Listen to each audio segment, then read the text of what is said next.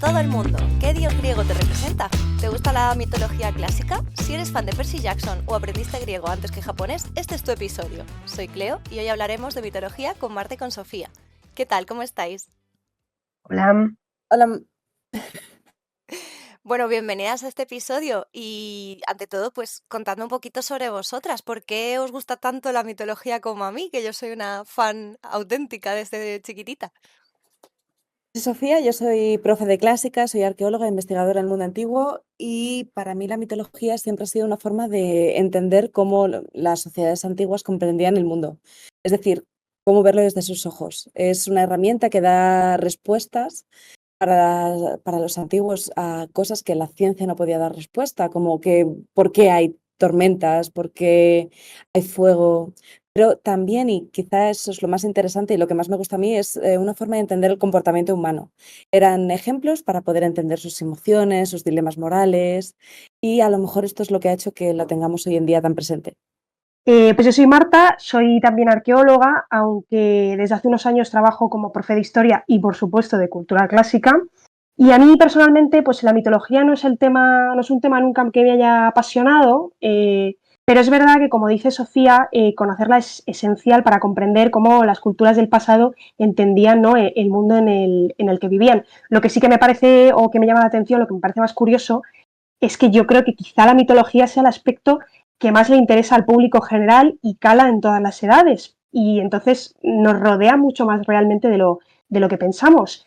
Esto en parte es porque la mitología tiene un componente elevadísimo de literatura y de ella nacen algunos modelos que tenemos súper asumidos y que triunfan muchísimo, como lo puede ser el viaje del héroe. Odiseo, en esa famosísima obra como lo es la Odisea, eh, realiza este viaje del héroe, pero es que Link, el protagonista de The Legend of Zelda, que por cierto es una sagaza, pues realiza un viaje muy similar una y otra vez. Que me encanta cultura clásica como asignatura. Yo la cursé de pequeña y me cambió la vida totalmente, así que me alegro de que haya gente que siga gozando de ella. Y bueno, y puestos a hablar de Legend of Zelda y tal, has venido al sitio adecuado porque aquí somos todos súper frikis. De hecho, me interesa mucho ese ángulo del que hablabas. Pero antes de todo esto, me gustaría que explicarais un poco para nuestros oyentes sobre todo qué es la mitología. Pues en un sentido griego de la palabra, mitología significa cuento. Son esas pequeñas cuentos que había dentro del imaginario griego o del imaginario romano o egipcio o nórdico o cualquier cultura. Es lo que para nosotros sería Caperucita Roja, el Patito Feo. Son esos cuentos que se contaban a los niños de pequeños y a las gentes para su deleite, pero también para mostrar como ejemplos, como formas de vida cosas que les preocupaban. Por ejemplo, por qué los dioses están enfadados y por qué nos dan cosechas tan malas, por qué no nos va bien en la guerra, pero también tengo este problema, estamos en guerra, tengo que enterrar a mi padre y no me dejan enterrarlo en mi ciudad porque le han echado y no me dejan enterrarlo en la otra porque es un enemigo. ¿Qué hago?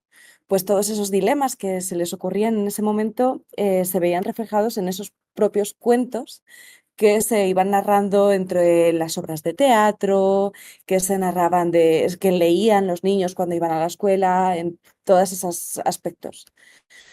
Tenemos como la idea equivocada, o muchas veces se explica como una idea equivocada de mitología como religión, pero realmente es totalmente distinto. El culto a los dioses, de voy a sacrificar un toro para poder conseguir un beneficio en la guerra o que mejores cosechas, a esos cuentos que realmente veo algo, no lo entiendo y es una forma de explicarlo. Por ejemplo, la historia del Minotauro que tanto nos encanta, que tenemos en el Legend of Zelda muchos minotauros. ¿Por qué hay minotauros? Pues en este caso es que ellos, los propios griegos, encontraban el palacio micénico que decían, esto es un laberinto de habitaciones, pues es un laberinto. Y así daban como una explicación de por qué hay tantas estancias, por qué hay tantos muros o por qué en los muros se representan tanto el toro. Pues es que a lo mejor había un ser mitad toro, mitad hombre estaba encerrado en este laberinto y de hecho hay una tablilla que a mí me flipa, que es una tablilla micénica que tiene el dibujo de un laberinto dibujado del siglo XIV antes de Cristo. Wow, 14 antes de Cristo, madre mía. Bueno, entonces mitología y religión no tienen nada que ver, no están vinculados realmente. Bueno, no es así del todo, ¿no? O sea, como bien dice Sofía, mitología y religión no son sinónimos, pero se encuentran muy vinculados, tampoco hay una compartimentación así como muy estricta, porque al final muchos de los protagonistas de estas historias mitológicas van a formar parte del panteón religioso y se les va a rendir culto, ¿no? Un culto que a veces se realizaba y a veces las características de esta divinidad o el héroe estaban asociadas a él a través de una narración mitológica. Luego, ¿qué va a ocurrir? Que el cristianismo, que aunque siempre nos han vendido la historia de nuestro pasado judío-cristiano, bueno, sobre todo judío y tal y cual, el cristianismo tiene muchísimo de greco-romano, va a heredar todos estos conceptos que se van a ir ampliando y van a ir cristalizándose en el Nuevo Testamento, y el Nuevo Testamento va a ser el que englobe estos aspectos de carácter filosófico-teológico, pero también de cómo se realiza el culto y también narraciones de carácter puramente mitológico. Claro, ya tendría como esa mezcla de cuento con algún tipo de culto, de sacrificios, etcétera, ¿no? No sería simplemente Ujú. cuentos, entiendo.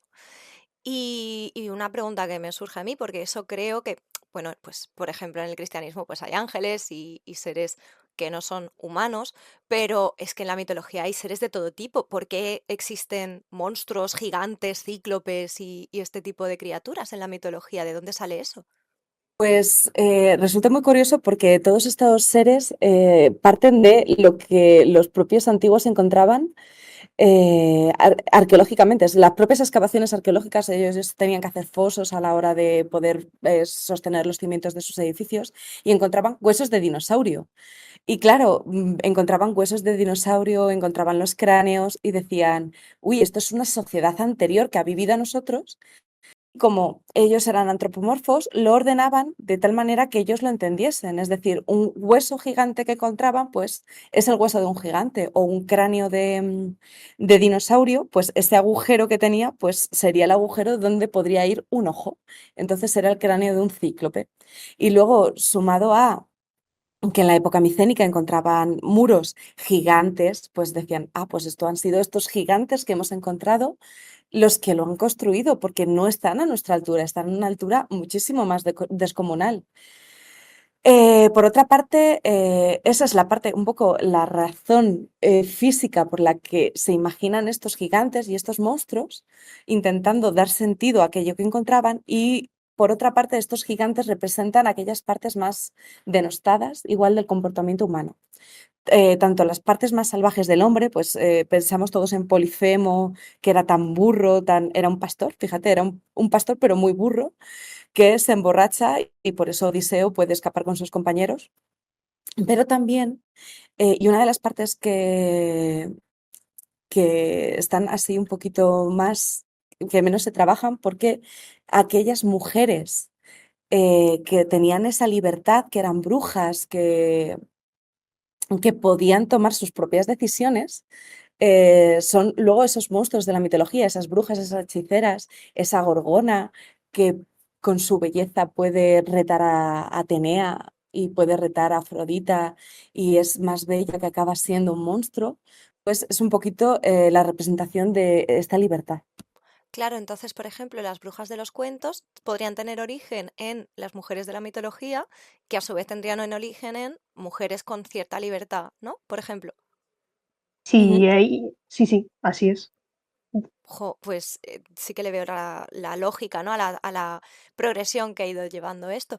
Pero lo que no me termina de encajar, bueno, yo no sabía para nada lo de los dinosaurios, me parece una pasada, pero no me termina de encajar que si tú ves un cráneo con dos ojos, veas que solo tiene que tener uno. Eso a alguien se le tuvo que ocurrir, pero como esas hay muchas, ¿no? O sea, hay un montón de criaturas monstruosas en la mitología, sobre todo por lo menos que ya haya visto en la mitología clásica y en la egipcia. Hay criaturas muy variopintas. Sí, respondiéndote al apunte que has hecho sobre el tema de los ojos, por ejemplo, no sé si habéis visto alguna vez un cráneo de mamut, pero los cráneos de mamut tienen un pedazo agujerazo que no veas en la parte donde, bueno, equivalente a nosotros, tendríamos los ojos. Y esa podría Ah. ser una explicación, ¿no? Pues que justo un cráneo de mamut tiene un agujero gigante en el centro del cráneo, ¿no? O sea, entonces quizá, ¿no? Ahí hubo esa parte de interpretación cráneos de determinados tipos de animales que pueden llegar a causar confusión. Ah, entonces sí me cuadra más, vale, vale, entiendo. ¿Y qué otras criaturas, por ejemplo, conocéis que tengan ese tipo de carácter sorprendente para el público de a pie como yo? Pues mira, yo creo que también es importante mencionar, ¿no? Hay que definir un poco qué significa para nosotros la palabra monstruo, ¿no? Nosotros, o yo creo que si lo definimos así, ¿no? Al final un monstruo es un ser que tiene características o elementos que identificamos con lo natural y con lo real, pero también otros que evidentemente son antinaturales o que son de carácter irreal. Y es precisamente esta última parte la que más nos suele aterrar. Luego muchos otros, por supuesto, tienen un comportamiento absolutamente aterrador y nosotros por eso le damos a la palabra monstruo una connotación negativa. Pero en la antigüedad no necesariamente los monstruos tenían un carácter negativo, o si lo tenían, tienen una interpretación distinta, porque a lo mejor se podía rendir culto a ese monstruo o a ese elemento de carácter antinatural por X motivo, ¿no? Por poner un ejemplo, si nosotros ahora buscamos en Google pues un animal mitológico súper chulo de la mitología, sobre todo de los periodos más antiguos de Egipto, que es el serpopardo, pues nosotros vemos una imagen de un serpopardo y decimos monstruo, ¿no? El serpopardo es como un leopardo con un cuello súper largo y además que suele entrelazarse con el de otros serpopardos, porque el cuello es así como con forma de serpiente. Y este ser, que era muy importante en las creencias de los primeros periodos, como ya he dicho, de Mesopotamia y de Egipto, y lo vemos en vestigios tan antiguos como la paleta de Narmer, que es del 3200-3000 a.C., pues creemos, o algunos autores creen, que simboliza el caos que reinaba fuera de las fronteras del Valle del Nilo, de Egipto, y por eso se solía representar asociado a los faraones, porque los faraones al final son aquellos que tienen que domar el caos y traer el orden a la civilización. Y de hecho los serpopardos acaban siendo considerados como símbolos, por un lado de protección y por otro lado de la rareza. O sea que aunque a nosotros nos parezca que es un monstruo con todas las letras y por tanto tiene esas connotaciones negativas, para los egipcios no era tan así, porque de hecho el caos para ellos era un elemento ya no solo tremendamente natural, sino que su enfrentamiento constante con el orden, que se representa muy bien en el mito de Horus y Seth, que luego hablaremos de él, pues es precisamente lo que permitía que el mundo funcionase bien, ¿no? Desde luego en las culturas, sobre todo orientales, lo divino es concebido siempre como algo que no es humano, porque evidentemente si es humano no puede ser divino. Ellos van a crear un imaginario religioso muy monstruoso a nuestros ojos. Una persona que, por cierto, entendió súper bien esto, o que yo creo que entendió muy bien esto, fue Lovecraft, aunque él que separa muy bien, ¿no?, lo divino de lo humano.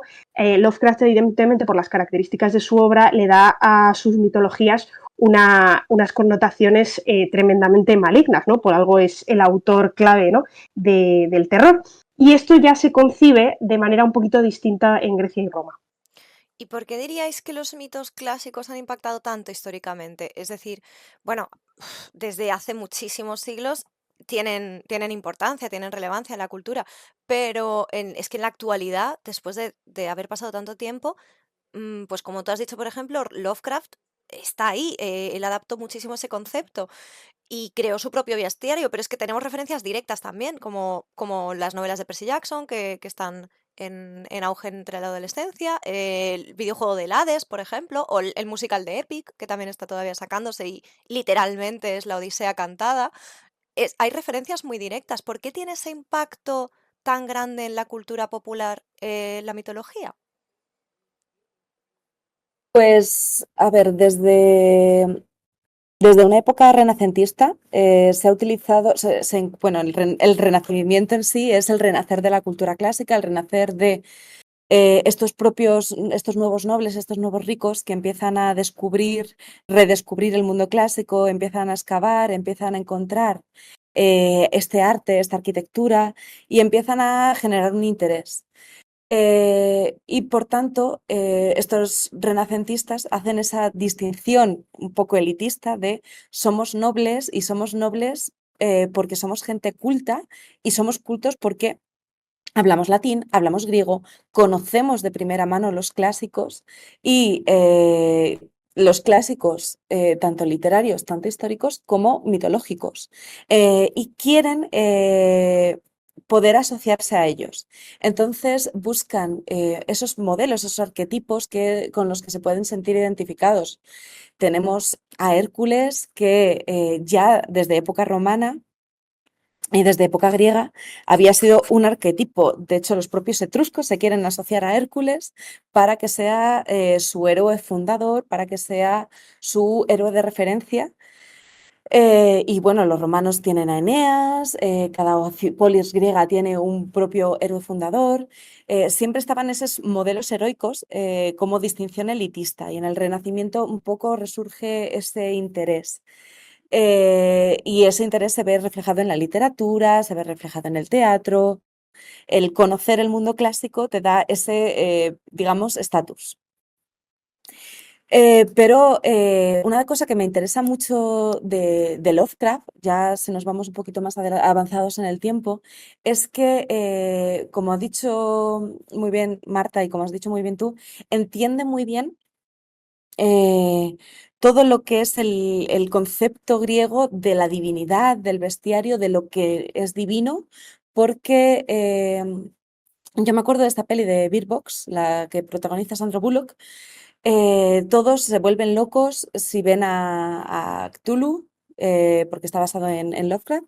Todos se vuelven locos si ven a Cthulhu, por eso no pueden verlo, o mueren o explotan. Y eso al final es cultura clásica, es mitología, porque nadie puede ver a un dios siendo un dios sin que le pase algo. Siempre Zeus, cuando tiene todas sus aventuras, está disfrazado de o toro, o cisne, o cualquier ser. Pero la única persona que ha visto a Zeus es Semele, que al contemplarlo explota, porque no puede, y al final él se coge a Dionisos y tiene que metérselo en la pierna para que nazca. Pero también el mito de Acteón. Acteón ve desnuda a Diana, a Artemisa, y Acteón acaba convirtiéndose en ciervo devorado por sus propios perros. Al final esto explica que es inconcebible ver a la divinidad, porque si tú ves la divinidad, desfalleces. Y esto Lovecraft lo tiene muy claro. Y esa locura y esa que al final, pues eso, que Acteón se crea un ciervo, que lo podemos interpretar desde un sentido más literal o desde un sentido más metafórico, es al final muy clásico dentro de este paradigma. Y también un poco por ese misticismo, ¿no? Además de ese deseo de evasión, épocas, todo tiempo pasado fue mejor, ese deseo de evasión que siempre tienen, siempre hay en la historia de la literatura, de volver al mundo clásico para evadirse de, está también ese misticismo, como por ejemplo Hades, la persona Hades, ese más allá de la muerte. ¿Qué pasará? Es como la duda que siempre hemos tenido todos de qué hay después de la muerte, qué podemos ver, que hay algo más, hay más vida, tiene sentido mi estancia aquí. Pues es este misticismo lo que lleva esta figura que es muy gótica, o por lo menos para nosotros en día de hoy es muy gótica, muy barroca, porque al final, bueno, tenemos connotaciones cristianas, que lo entendemos como el rey del infierno, como algo peyorativo, pero realmente es quien se encargaba de todas las almas. De hecho, se encargaba de una de las tres inmortalidades que tenía un clásico, que era en el mundo antiguo la inmortalidad de lo que dejas en tierra, lo que haces y el alma que se va al Hades. Pero es igual una figura que ha trascendido tanto por ese miedo a la muerte, por esa necesidad de que exista algo y bueno, un poco mezclado todo ese deseo de sentirse, de destacar como caballero de la divinidad, de qué es la divinidad y de qué hay más allá, lo que yo creo que ha hecho que hoy en día la mitología siga tan presente hoy como ha estado durante todos los siglos, casi todos los siglos que nos han precedido. Claro, tiene sentido. Al final está tocando temas muy, muy actuales también y muy del día a día de cualquier ser humano desde antes hasta ahora. Vaya, no es solo metáforas de cosas que no se conocen solamente, también son cosas muy del día a día, ¿no? Claro, tiene todo el sentido. ¿Qué opinas tú, Marta? ¿Cuál crees que es el motivo? Pues es que estoy totalmente de acuerdo. Los relatos mitológicos al final acaban abordando normalmente pues grandes cuestiones filosóficas y éticas del ser humano. El ejemplo que ha puesto antes Sofía, en este caso de Hades, me ha parecido, vamos, súper certero en ese sentido.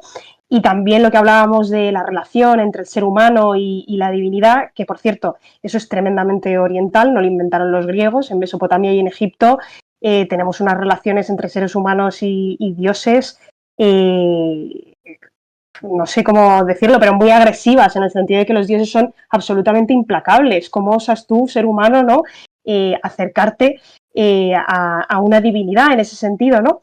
Y por otro lado, estas cuestiones se encierran normalmente en un relato que posee normalmente una ambientación y unos personajes épicos. Y cuando digo épico me refiero a el sentido de grandioso y de fuera de lo común, que van a triunfar entre el público, porque además resuenan en nosotros, ¿no? Muchas veces empatizamos con los personajes. Por ejemplo, en el Antiguo Egipto, uno de los dioses más populares va a ser Osiris.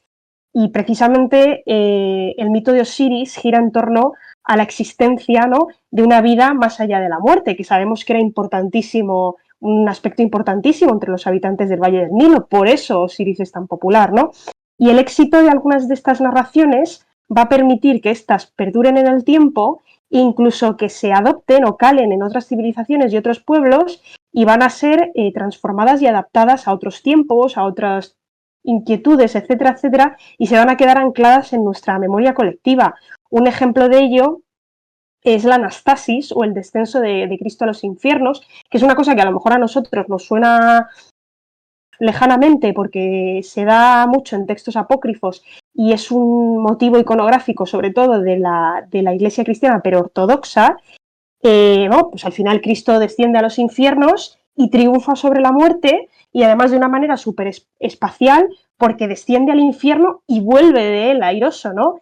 Esto a la gente del siglo III, que es más o menos cuando empezamos a ver este relato, ya le sonaba, porque ya lo había visto en otros relatos, como por ejemplo el de Orfeo Eurídice, o por ejemplo en el 12º trabajo de Hércules, ¿no?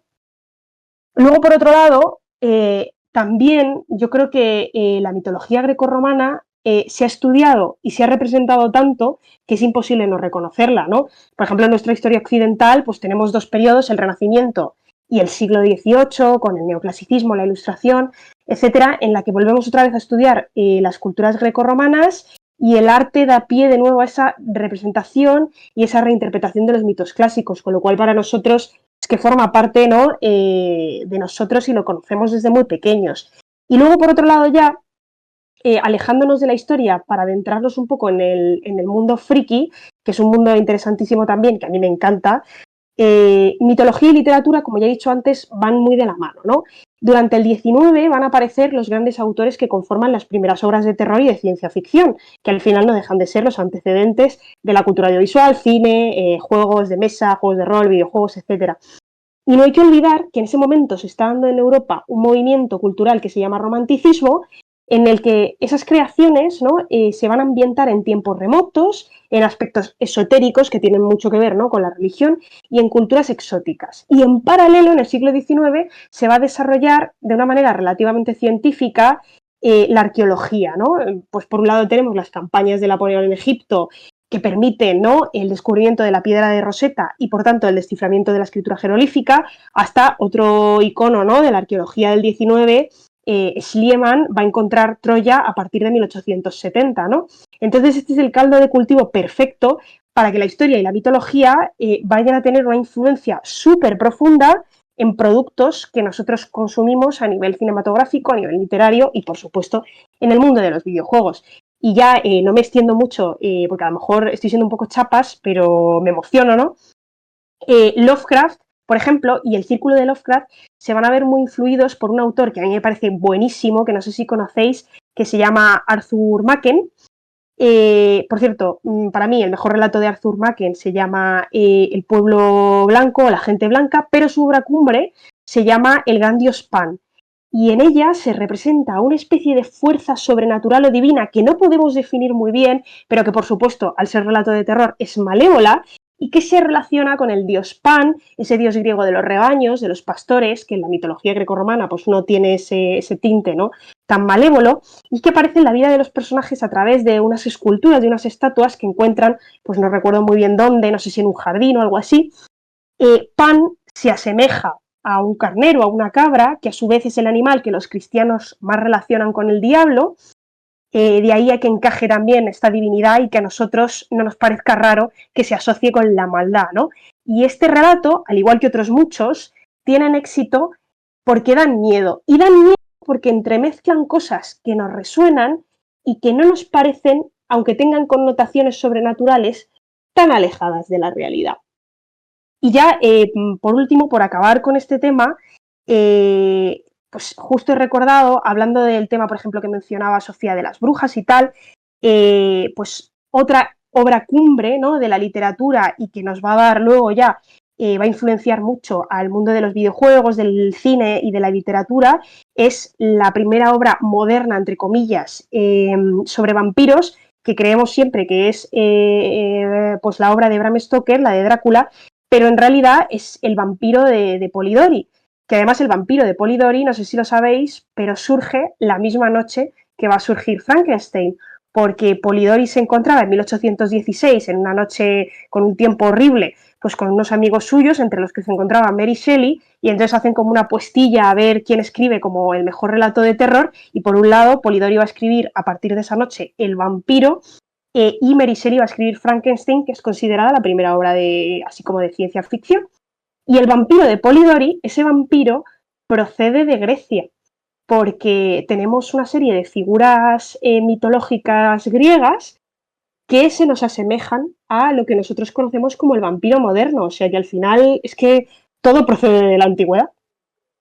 Me está haciendo en la cabeza justamente la historia que estaba contando Marta, que de hecho Frankenstein se llama el moderno Prometeo. De hecho, es este avance de la ciencia que representa la propia figura de Prometeo que inspira a Mary Shelley. Y igual se me ha ocurrido ya de Borges, el Aleph, que tiene un cuento que se llama La casa de Asterión, que es el laberinto del Minotauro desde la perspectiva del Minotauro. Qué guay.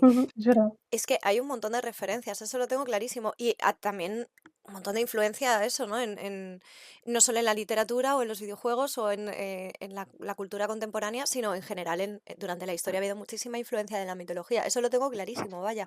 Y tú no te preocupes, Marta, que estás en el sitio correcto para ser súper petarda con ser súper friki. Estás en el sitio adecuado. Estamos aquí para eso. Nos encanta hablar de lo frikis que somos. Así que adelante, hacerlo todo lo que queráis, que es el sitio adecuado para hacerlo. Sin embargo, lo que sí nos está pasando es que nos estamos quedando sin tiempo del episodio. Entonces, lo que vamos a hacer va a ser lo siguiente, porque yo todavía tengo muchísimas preguntas y además me parece fascinante todo lo que estáis contando. Vamos a parar este episodio ahora mismo y vamos a hacer una primera parte y una segunda parte. Así que ahora mismo paramos y dentro de un par de semanas podréis disfrutar de la segunda parte de este pedazo de episodio sobre mitología. Así que nada, nos vemos dentro de un par de semanas.